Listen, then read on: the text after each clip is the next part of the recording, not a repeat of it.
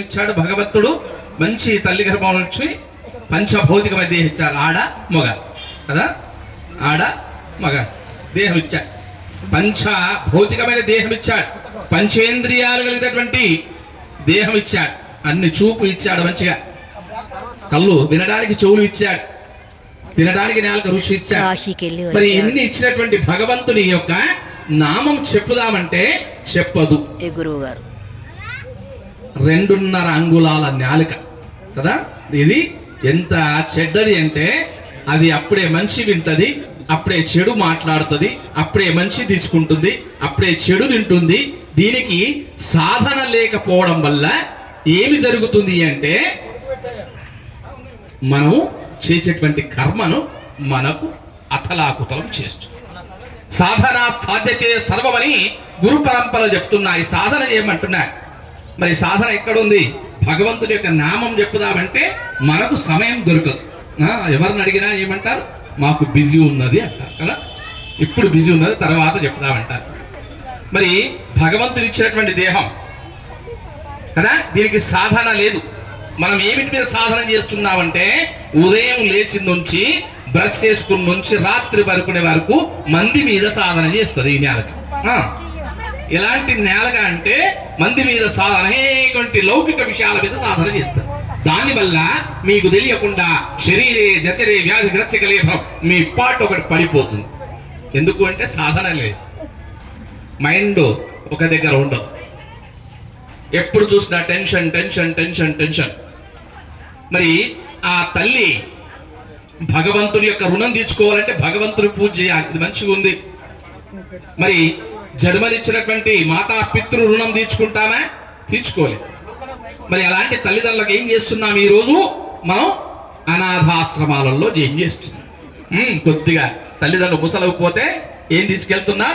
అనాథాశ్రమాలలో తీసుకెళ్ళి పిల్లవాడిని ఎట్లయితే ఏం చేస్తారో తల్లిదండ్రులు కూడా అట్లనే ఏం చేస్తున్నారు. మాతృదేవో భవ అంటుంది శాస్త్రం. తల్లి సేవ చేయమంటుంది. నువ్వు 9 నెలలు గర్భంలో ఉంటే నా కొడుకు అని చెప్పేసి ప్రపంచానికి చూపించినటువంటి తల్లి, నా కొడుకు అని చెప్పినటువంటి తండ్రి వారిని తీసుకువెళ్ళి ఎక్కడ పెడుతున్నారు?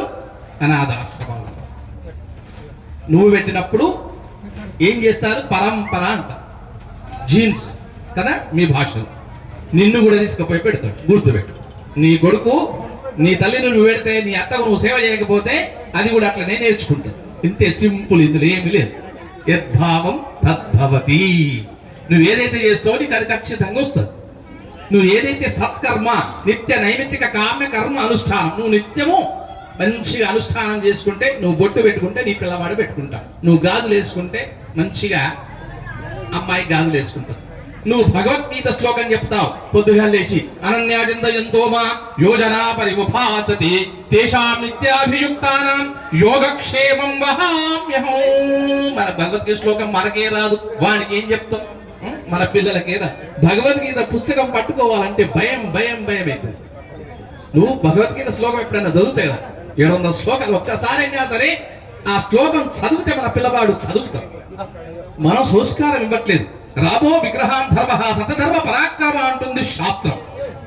రాముని యొక్క చరిత్రలు చదవ, రాముని చరిత్ర పిల్లలకు చెప్పా. మరి మన పిల్లవాడికి ఒక్క శ్లోకం మనం చెప్పించట్లేదు. ఎక్కడికి పోతుంది? సత్య సనాతన ధర్మం చూసుకోండి. ధర్మో రక్షతి రక్షత అన్న. మనం ధర్మాన్ని రక్షిస్తే అది మనం రక్షిస్తుంది. నువ్వే ఇంట్లో రక్షించట్లేదు ధర్మాన్ని. నువ్వు ఒక్కసారి అయినా సరే కూర్చొని శ్రద్ధగా శ్రీమాత శ్రీ మహారాజ్ఞి శ్రీమసింహాసనేశ్వరి. చూడండి, అమ్మవారు ఎక్కడ కూర్చున్నది? శ్రీపీఠంలో కూర్చున్నది కదా. అమ్మవారు ఎక్కడ కూర్చున్నది? శ్రీపీఠంలో. నమస్తేస్తు మహామాయే శ్రీపీఠే సురపూజితే శంఖచక్ర గదాహస్తే మహాలక్ష్మి నమోస్తుతే. అమ్మవారు ఎక్కడ కూర్చుంది? మహాలక్ష్మి అమ్మవారు శ్రీపీఠంలో కూర్చున్నది.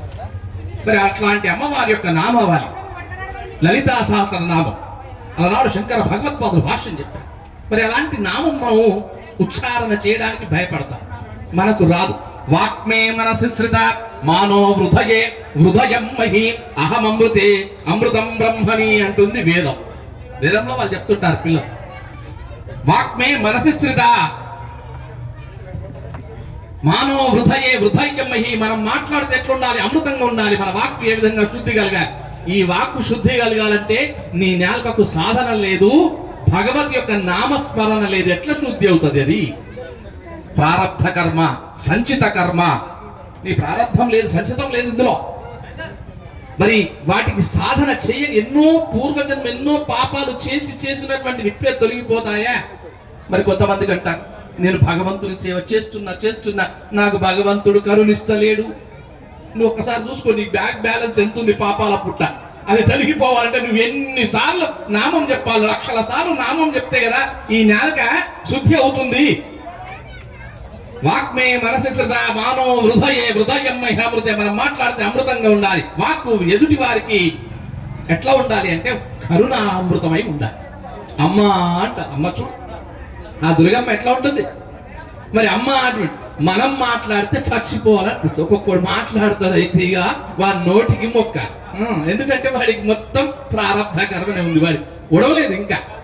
వాడి మాట్లాడితే అయిపోయి అందులోకి వెళ్తుంది, పురాణం వెళ్తుంది.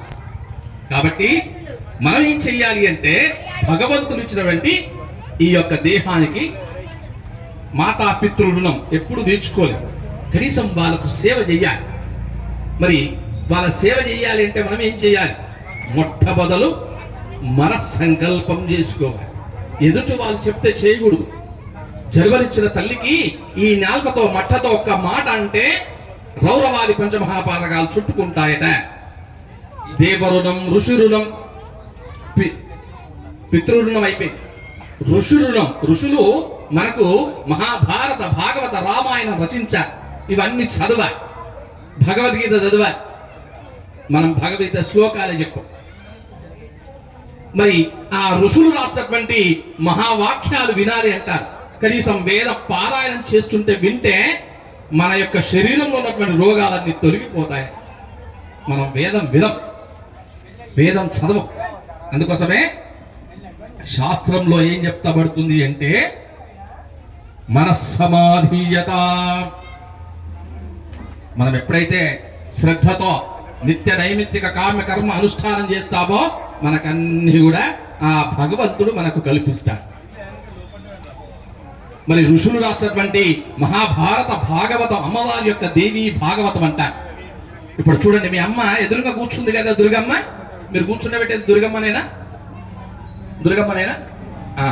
మహాకాళి, మహాలక్ష్మి, మహాసరస్వతి. ఈ దుర్గకు 3 రూపాయలు: మహాకాళి, మహాలక్ష్మి, మహాసరస్వతి. యాదేవి ఖడ్గహస్త సకల జన పదవ్యాపిని విశ్వదుర్గ. అమ్మవారికి విశ్వానికే దుర్గ కదా. యాదేవి ఖడ్గహస్త సకల జన పదవ్యాపిని విశ్వదుర్గ. శ్యామాంగి శుక్లనాస ద్విజగణమిద బ్రహ్మదేహార్థవాస. జ్ఞానానాం సాధయంతి యతి గిరిగమన జ్ఞాన దివ్య ప్రబోధ. సాదేవి దివ్యమూర్తి ప్రవహది దుర్గం చండముండా ప్రచండ. అమ్మవారి యొక్క 3 చరిత్రలు ఉంటాయట. దుర్గా సప్తసతి అంట. నవార్ణవ దీక్ష చేస్తారు. ఎప్పుడంటే ఆశీష శుద్ధ పాఠ్యము నుండి దసరా వరకు నవరాత్రులు ఆచరిస్తారు కదా. మీరు 9 రోజులు ఆ దుర్గమ్మను ఆచరిస్తారు కదా. ఇప్పుడు వచ్చేటి నవరాత్రులు మీరు మంచిగా దుర్గమ్మ నవరాత్రులు. మరి ఆ దుర్గాదేవి పాదాలు పట్టుకోవాలి అంటే, అమ్మ అనేటువంటి తత్వం తెలియాలి అంటే మొట్టమొదలు ఆత్మజ్ఞానం పొందాలి. ఎట్లా? అమ్మవారు 3 రూపాయలు: క్రోధేచ కాళీ, సబరేచు దుర్గా, భోగే భవానీ. చూడండి, ఇందాక అమ్మవారి యొక్క వాహనం కదా, అదేం వాహనం? సింహం. దానికి ఒక పేరు పెట్టుకుందట అమ్మవారు. ఏం పేరో తెలుసా? అమ్మవారు ముద్దుగా పెట్టుకుంది. ఆ రాక్షస సంహారం చేసేటప్పుడు అమ్మవారు ఒక పేరు పెట్టుకుంది, కేసరి. అమ్మవారి యొక్క వాహనం పేరు ఏంటో తెలుసా? కేసరి. అమ్మవారి వాహనం కేసరి. మరి ఆ దుర్గమ్మను ఎంత భక్తి శ్రద్ధలతో కొలిస్తే అంత మనకు అమ్మవారు చేస్తుంది. అమ్మ దయ ఉంటే అన్ని ఉన్నట్లేని రాసుకుంటారు కదా మీరు. మరి అమ్మ దయ రావాలి అంటే మీ లోపల దయ రావాలి. మన పంచభూతాలు కదా. పంచభూతాలు అంటే ఏదో దయ్యభూతాలు కాదు. అగ్ని, వాయువు, నీరు ఇవన్నీ కూడా, ఆకాశం, పృథివీ అన్ని కూడా పంచభూతాలు. మరి ఆ అమ్మ నామాన్ని దుర్గా అనేటువంటి నామాన్ని జపించాలి. దుర్గా దుర్గా అనేటువంటి నామాన్ని జపిస్తే అమ్మవారు సాక్షాత్కారం వస్తుంది. మరి ఈ సాక్షాత్కారం రావాలి అంటే మనం అమ్మ నామాన్ని చేస్తూ ఉండాలి. చేస్తూ ఉంటే కొన్ని కోట్ల జపం చేస్తే గానీ అమ్మవారు కరుణించదు. ఎందుకంటే మన ప్రారంభ కర్మ అట్లా ఉంది. మరి ఒక గ్రామంలో, ఒక మంచి ఊర్లో ఒక పండితుడు ఉన్నారు. భార్య భర్తలు ఇద్దరు ఉన్నారు. వారిద్దరు కూడా ఆ దుర్గా